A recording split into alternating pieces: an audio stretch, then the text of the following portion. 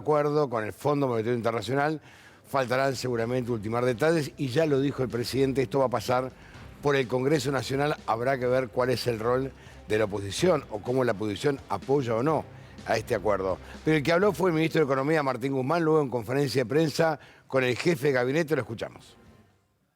En el año 2018, en el contexto de un cambio muy fuerte en las expectativas acerca de las consecuencias del modelo económico que se había implementado en la Argentina, la administración anterior decidió acudir al Fondo Monetario Internacional y acordó lo que fue el préstamo récord en monto en la historia de la institución.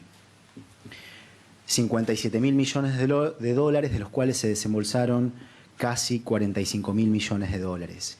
Y se acordó por entonces un programa de políticas como base de ese préstamo. Todos sabemos que ese programa resultó en un profundo fracaso y deterioro de la situación económica y social en la Argentina.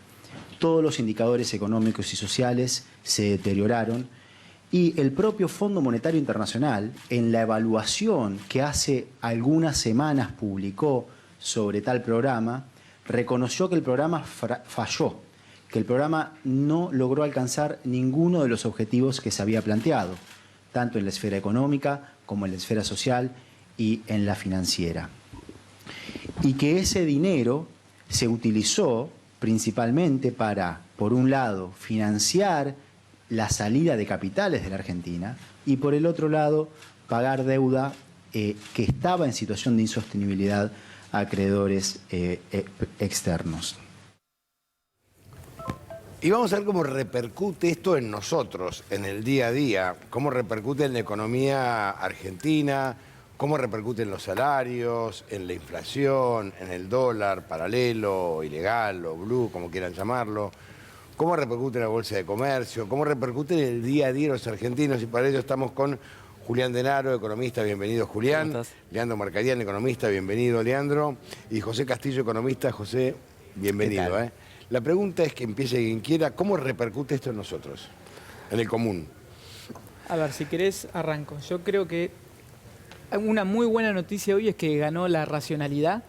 A ver, había fuerzas que empujaban hacia un default y que estuvieron en los medios casi que promoviéndolo.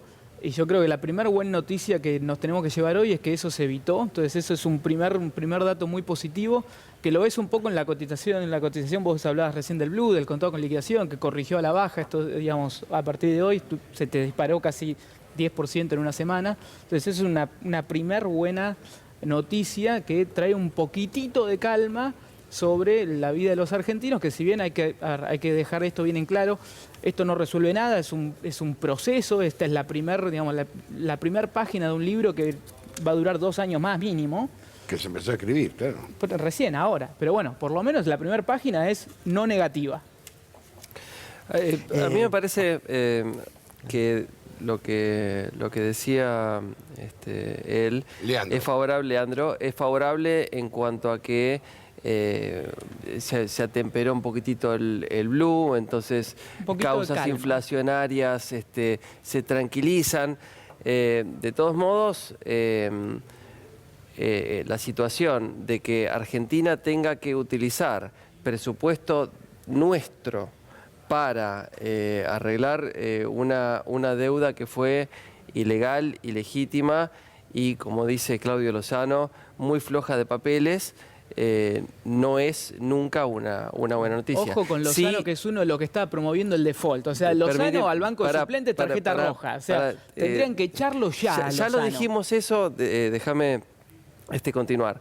Ahora, lo que sí también puede leerse favorablemente es lo que explicaron el presidente Alberto Fernández y el ministro de Economía Martín Guzmán, de que no va a haber una exigencia en cuanto a recortar gasto público, impedir inversión para industrialización, para desarrollo y para recuperación.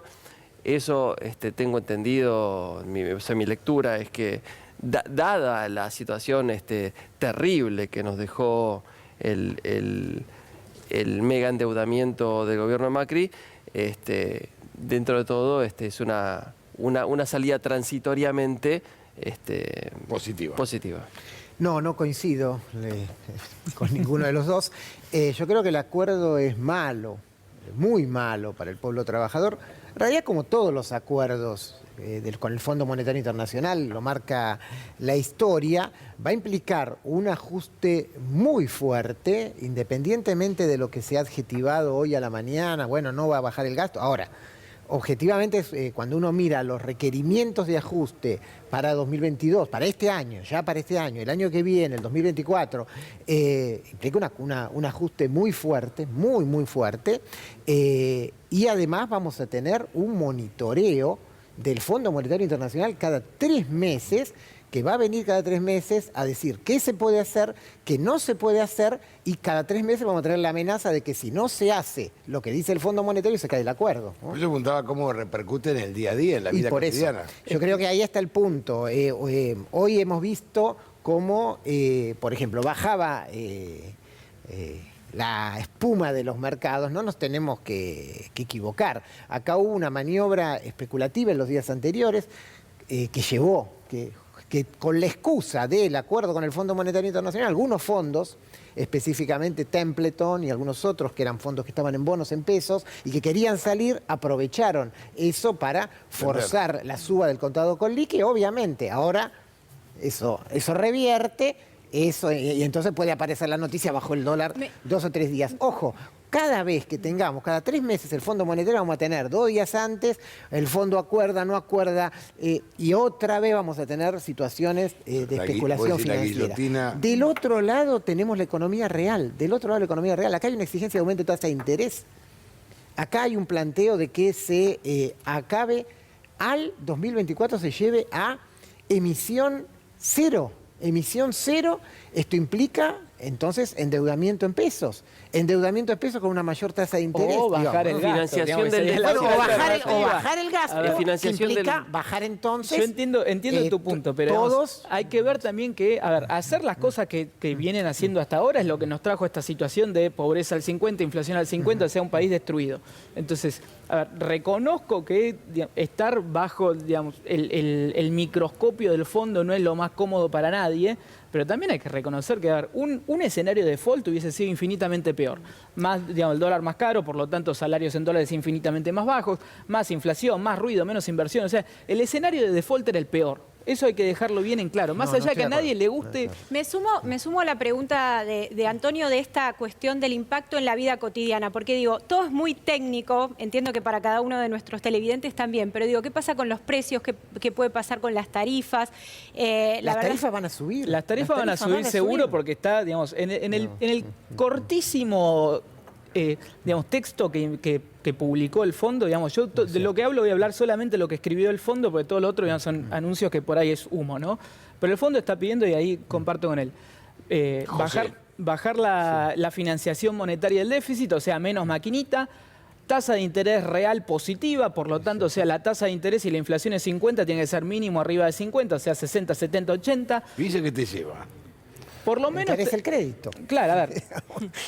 Es una medida antiinflacionaria, como mínimo. Fomentás el ahorro te lleva a la inversión, pero es cierto que, todo esto, pero déjame terminar. Entonces, baja la emisión, bajan los subsidios, por lo tanto van a aumentar las tarifas, tasa de interés real positiva y va a entrar más plata de financiamiento internacional.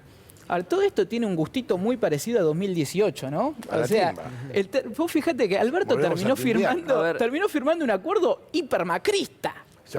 Discúlpame. No volvés a la timba. O sea, volvés a hacer lo que el fondo te pide que hagas. Que, también sirve un poco para limpiar el relato de lo que efectivamente está sucediendo. O sea, nada de lo que se acordó es lo que te prometieron que iba a ser. Para una tasa del 80, ¿qué me lleva? Dos cositas, ¿no? Por un lado, discúlpame, por un lado vos decías lo que se vino haciendo es lo que llevó a la pobreza al 50%. Al Fondo Monetario Internacional, desde el 2005 hasta el 2018, no se le debía nada. El Fondo Monetario Internacional volvió con el mayor préstamo de la historia en el año 2018. La inflación, la pobreza igual eran altas en ese periodo. También hubo un periodo sin inflación donde aumentó la pobreza de manera sideral, que fue la convertibilidad. Así que, y también hubo periodos en donde salarios subieron siempre por encima de la inflación. Así que es más complejo ese asunto. Ahora, lo que sí decía José, que estoy totalmente de acuerdo, es que nosotros nos acordamos que el Fondo Monetario Internacional es el mismo de siempre. En la época, justamente antes del estallido del 2001, que el Fondo Monetario Internacional, con la oficinita y el monitoreo permanente, nos exigía sistemáticamente planes de ajuste y de recorte, que es lo que destacaban ustedes, y sin eso yo lo que veo es que permanentemente... si vos no tuvieras déficits continuos y, digamos, a lo largo de toda tu historia, nunca llegás al fondo. O sea, el fondo llega cuando tu casa se está prendiendo fuego. Entonces, si vos antes de salir de tu casa apagás la hornalla, nunca tenés que llamar al bombero. Entonces, la culpa no es del bombero que viene con el hacha y te rompe todo. La culpa es que vos sos un irresponsable y fuiste toda la vida irresponsable gastando la que no tenés. Pero discúlpame, si vos podés financiar esta cosita, ¿no? Si vos podés financiar un pequeño déficit fiscal con una emisión y no con endeudamiento externo. Ese es el tema, nunca son pequeños, son crecientes. Y tenés un superávit externo. Y además sos consciente... Un superávit externo basado en restricciones a las importaciones que no te permitan producir y por lo tanto el empleo no crece. O sea, no sirve no generalices porque la administración del comercio exterior tiene que ver con dirigir las importaciones hacia lo que necesita la industria para desarrollarse. Cerrar la idea hacia y no importar bienes transables que destruyen tu propia industria. O sea, te veo muy generalizador y de esa forma no se entiende. Está todo perfecto con tu modelo. Está todo el mundo muerto de hambre. El tema es, si queremos ir para atrás, esto no es más que la continuidad de un problema ya estructural de la economía argentina, que es el problema del endeudamiento externo. Un problema que... De Rivadavia viene. Claro, sí, bueno, de Rivadavia viene, pero tiene un capítulo mucho más nuevo, que es, a ver, por favor, no, si no se entiende nada. No parece del aire, la deuda surgió, no surgió del aire, la deuda surgió en la época de la dictadura militar. A partir de ahí, sí, por déficit, por curro, por un montón de cosas, a partir de ahí... Por la bicicleta financiera, modelo generado por esos modelos, ¿no? Un Estado que subsidió grupos empresarios, que permitió bicicletas, un montón de cosas. En ese recorrido, y esto es lo que tenemos que aprender, hubo gobierno tras gobierno tras gobierno que fueron tratando de refinanciar, pagar, vuelta a pagar. A ver, en la historia argentina hay montones de acuerdos con el Fondo Monetario Internacional. Esta historia está repetida. Hay una causa que la tenía Ballesteros. Sí, bueno, está la causa de Ballesteros del año 2000. Entonces, llegamos a esta historia. Lo concreto es, ahora, ¿qué pasa? Yo lo que digo es, para no ir a hacer la historia para atrás, porque sería otro debate, lo concreto es que sí, yo creo que este acuerdo tiene consecuencias muy graves para la economía real, lo que vos preguntabas, para el pueblo trabajador. Después de la brutal caída del año de pandemia, tuvimos por rebote, después podemos discutir si es solo rebote, un poquito por acá, un poquito por allá, pero hubo un crecimiento económico el año pasado y ahora el riesgo muy, muy serio es que eso se aborte este año.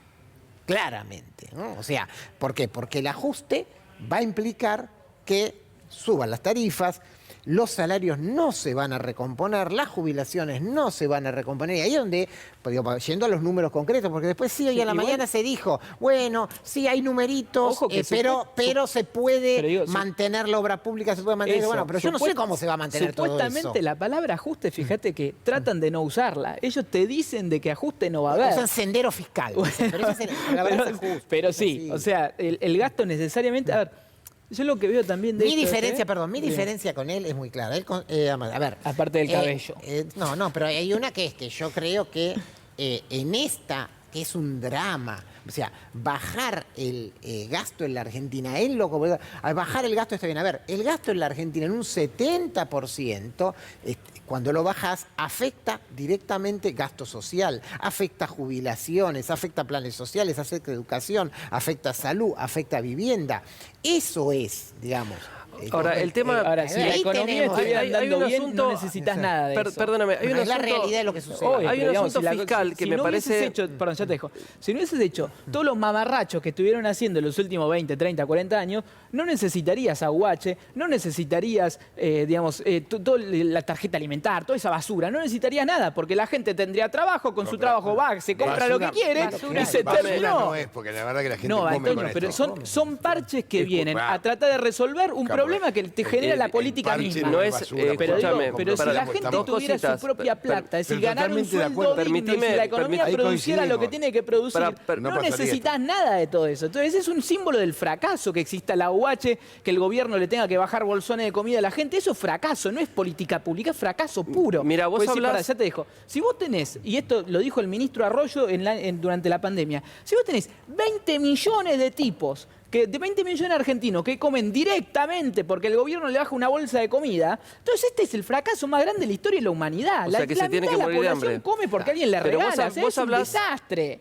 Vos hablas de décadas. En esas décadas hay periodos en los cuales la pobreza ha aumentado y periodos en los cuales la pobreza ha disminuido. O sea, ya de movida no es lo mismo. Y por el lado del déficit, el déficit fiscal es cuando el Estado gasta más que lo que recauda. Lo que tradicionalmente nosotros recordamos que José hizo énfasis del Fondo Monetario Internacional es la exigencia de, bueno, ustedes gasten menos para pagarnos a nosotros. Eso es el recorte en la inversión social. Ahora, hay otro mecanismo para reducir el déficit, no es bajar el gasto. ¿Cuál es? Aumentar el ingreso. Entonces, recuperar la actividad Aumentar económica impuestos. a través de la cual el Estado aumenta sus ingresos, que quedó O sea, manifestado aumentar en el impuestos. 2021. ¿Cómo haces El aumentar el ingreso del 2021 Estado? fue el claro ejemplo bien reciente ¿Qué año? Perdón, no te de escuché. cómo cuando aumenta la actividad se recompone No te la escuché qué año, financiación del gasto público. ¿Perdón? ¿Qué año dijiste? No te escuché. 2021. Me das un Este- segundito que quiero mostrar. Cerrame la idea, así les muestro unos Y tweets. además hay otro punto que volvió a enfatizar Martín Guzmán, que nosotros, Antonio, hemos charlado muchas veces, que tiene que ver con reducir la evasión y la elusión fiscal, Más que impuestos. es un importantísimo monto de dinero, un flujo de dinero permanente y constante que se lo llevan los sectores concentrados, los exportadores y los consorcios transnacionales, y que no entra al Pero Estado. con eso no llegás a alcanzar este Deme un déficit. segundito, O sea, porque no. hay mucho tuit, Lore. Sí, así es, Antonio, porque se manifestaron de distintos lugares de la oposición. A ver, tengamos en cuenta que el presidente Alberto Fernández, en uno de sus puntos en este anuncio que tuvo grabado a las 10 de la mañana, decía que apelaba, en este caso, al compromiso de todos y todas cuando tenga que ser esto elevado al Congreso. Vamos a repasar cuáles fueron las declaraciones a través de las redes sociales, en este caso la red social Twitter. Allí estamos viendo el tuit de José Luis Espert, que dice: entonces, ¿firmaste una canción de cuna, querido?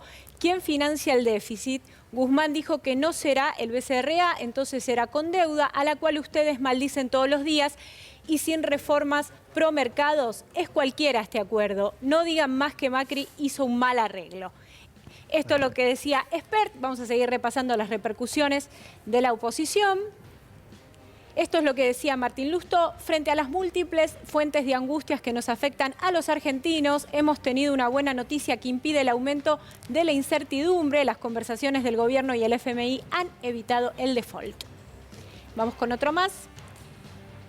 Allí también se manifestaba Alfredo Cornejo: todo lo que lleve a acordar con los organismos internacionales es una buena noticia, se podría haber evitado un año de angustia, pero la obsesión por el relato del kirchnerismo nos perjudicó a todos. Ahora tenemos que ver la letra chica del acuerdo. A mí me parece que la política en Argentina, los políticos, tienen que dejar de jugar para la tribuna y empezar a armar un poquito un discurso que genere un poco más de tranquilidad. No lo dice cualquiera, no lo decimos nosotros de los medios, lo dice una persona que representa al pueblo. A mí esto del jueguito para la tribuna me tiene bastante cansado, más cuando tenés un 50% de argentinos que están angustiados porque lo llegan a fin de mes o más. Me parece que hay que terminar con este jueguito para la tribuna de economistas que se la dicen de prestigiosos, y no voy a dar nombres de ninguno en particular, que aparecen en todos los medios. Voy a dar uno, Kachanowski y otros tantos más. Tienen que aprender a entender quién recibe el mensaje, que es una persona que está laburando, que no llega a fin de mes, que está angustiado, que en la Argentina es una paradoja que tenés el jubilado indigente y el trabajador pobre, y hay que entenderlo, porque los tipos que tienen 2 o 3 laburos, que trabajan a destajo y no llegan a fin de mes, imagínense con la angustia que reciben el mensaje. Parece que es un momento de empezar a pensar un poco. Ahí es una cosa, yo creo que ahí creo que tenemos que marcar algo, porque bueno, acá somos 3 economistas también, ¿no?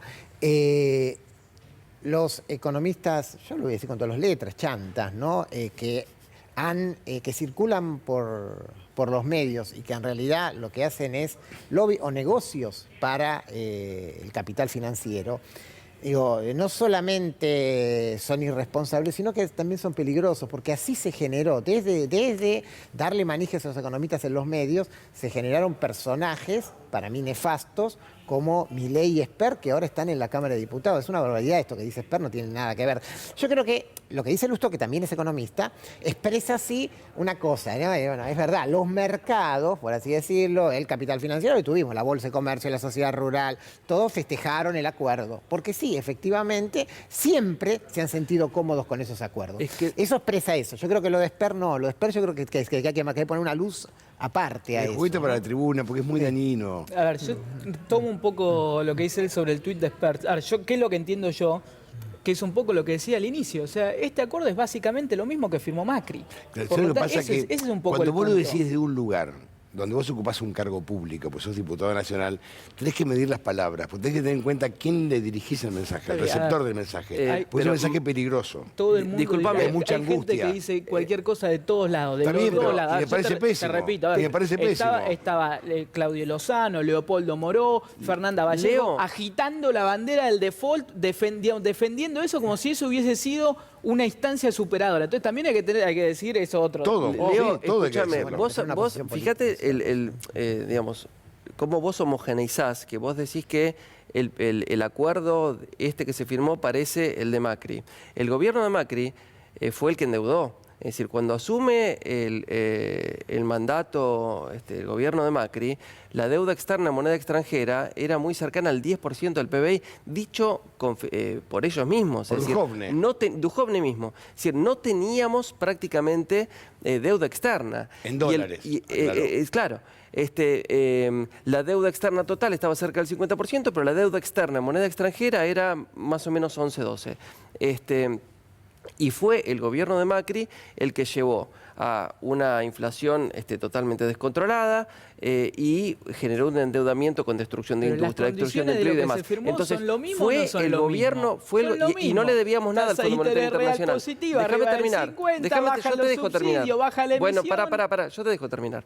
Entonces, fue el gobierno o de Estados Unidos a través de Macri, como quien quiera decirlo, el que generó este problema que es el endeudamiento. Nosotros no tendríamos que estar hablando de endeudamiento, tendríamos que estar hablando de cómo generar industria, desarrollo y recuperación. Y empleo. Recuperación a lo que vos decías, Antonio. Del empleo formal. A un nivel de pobreza enorme. De ningún tipo de reforma. Y generar que mucho de lo que reciben los subsidios comiencen a tener un empleo genuino. Vos acabas de pedir que, digamos, que combatan la evasión fiscal. O sea, hace un ratito dijiste que la solución era más impuestos. O sea, olvídate de recuperación así. Si la propuesta es bajar el déficit aumentando la presión fiscal, listo, pero pobreza al 7.000, se te va todo el mundo al mercado negro, error. Las exportaciones se van en camión por Paraguay y $0. Olvídate. Te explico eso porque es un error.